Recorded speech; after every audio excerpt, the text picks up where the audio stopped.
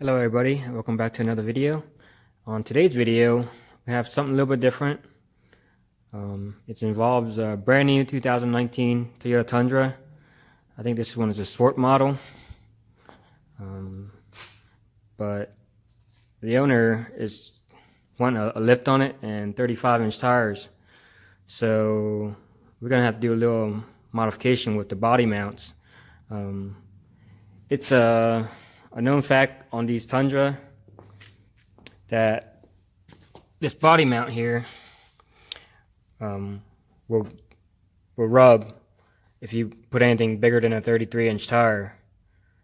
So what we're gonna do here is I'm gonna mark this out, which I already did. I'm gonna cut majority of this out. There's the body mount isolators here, so I can't really cut into this. I can, but I don't want to.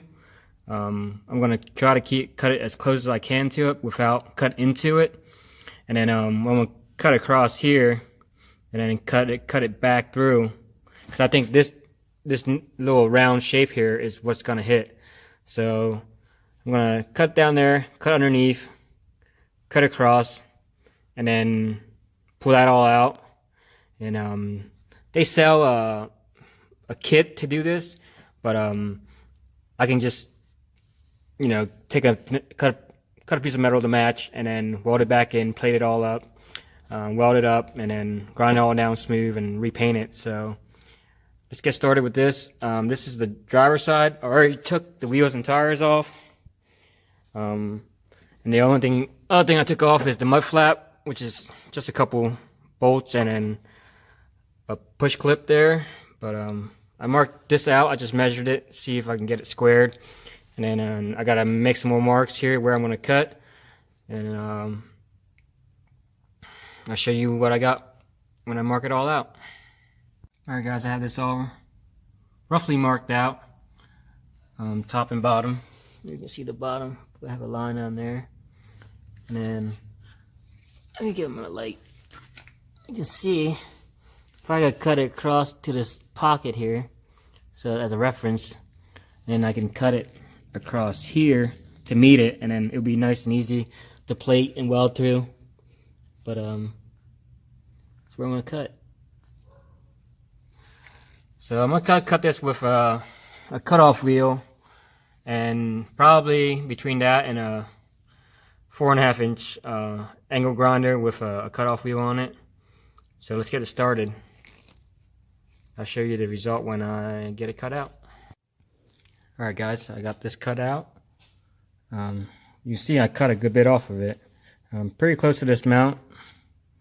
Then I'm going to make a plate and then have it underneath the mount when I weld it from the inside, so give it the most clearance without getting into this isolator mount.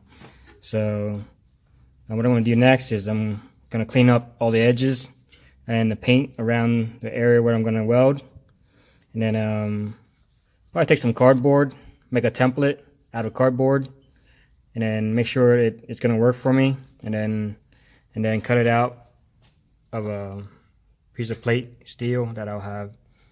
But if you see this material is not very thick. It might be an 1/8 inch, so you don't need to go crazy with the material. What I did was when I cut this, I used my 4.5-inch grinder with a cutting blade, and I cut the bottom and the sides, and then on the top side I use a cutoff wheel because it's a little bit tighter, and I cut it across here, and then I use an air saw to cut it here because it's real tight. I didn't want to get into this body, you know, get it all messed up, you know, if your blade comes slipping off. And then but an air saw comes in real handy, which is one of these saws, but it works real good. I actually broke the blade on this one. But angle grinder and the air angle grinder, and then a 4.5-inch grinder with a cutting blade. What I would recommend you guys doing this, make sure you get a good blade. Don't get a cheap one. Because I've seen a lot of like Harbor Freight blade and stuff, and they just grenade apart, and then you have flying pieces of a blade, you know, might hit you in the face or whatnot. Make sure you're wearing eyewear when you're cutting this. But that's what I used. Here's the end result. I'm gonna make a little template up out of cardboard, and I'll show you what that looks like before I cut the actual metal out. Alright guys, I got a cardboard template cut out. Fits pretty good. Fits right inside there.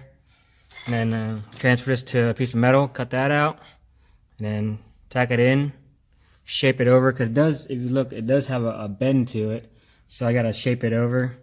But once I tack it, shape it, and then weld it, should look pretty good. I don't know if you can see, probably can't see the bottom side, but that's what it is. Let's get the template transferred over, cut out a metal, and see how that fits. What I'm going to do once I get the template cut out and the metal piece, I got to clean all this area I'm welding. Probably a little sandpaper. Just clean it all out. It'll make your weld a lot nicer. Just take a little time to prep your weld area, and the result would be a lot nicer. But let me get the piece of metal cut out and then tacked in, and then I'll show you what that looks like. Alright guys, I got my piece of metal cut out, tacked it up. What I did was I'm just tacking it the whole way, and I'm just going to stitch weld it and just keep the heat out of it. And then all these welds are going to get ground down anyway, so as long as it's welded, and then I want to smooth it all out. But I welded the bottom side, just stitch weld it. Maybe just spot welding here and there. I'm gonna finish the rest of the top side, and then clean it up, grind it with the grinder, and then hit it with some paint, and it should be good to go. All right, this is it, all welded up, and then now it's time to grind it, finish it, and then paint it, and this should be done. Alright guys, here's the finished result. Ground all the welds down. I hit it with 36 grit first, knocked down the high end of the weld, and then finish it with a 60 grit. I might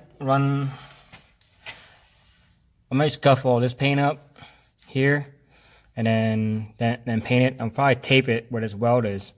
So I'll just paint from here over. And then on the back side, I also welded on the inside. That's kind of hard to show you, but I welded the back side of it too, so to give it extra strength, because I ground a lot of the welds on the front side of it off. But overall, pretty good. If you look from the side here, now this thing is pretty flush. He might have to trim this up, but that's gonna be up to him. This fender liner, and then I don't know how big he wants to go, but I think it'll do the job. I took a good bit off of it. I don't know if I showed you guys before, but this part stuck out like to here, like that. And then this was pretty flush, but I cut a good bit of it back, and then it's flushed up against this mount now. So, and then still be plenty strong to hold the body up. But I'm gonna start with the other side, and then I'm not gonna film too much of that because it's gonna be the exact same, just from left to right. So I'll show you guys when I get finished out that side, and I'll do some touch-up paint, and then it should be good to go. Alright guys, got this side finished up, painted. You can see, looks pretty good. Can't barely tell that it's welded there. I painted it with a coat of primer, which is a high build automotive primer, and then the customer supplied the paint. It's just Duplicolor acrylic enamel, flat black. It's a little shiny now because it's still wet, but once it dries, I'm pretty sure it'll turn a flat black. And then the frame is kind of like a flat black, so I think it'll match pretty good. I tape it off at the edge of the weld, so once I pull the tape away, you can barely tell where I painted it also. I'm going to paint the underside, maybe spray some undercoat on the inside there, make sure it doesn't rust, but other than that, the side's finished.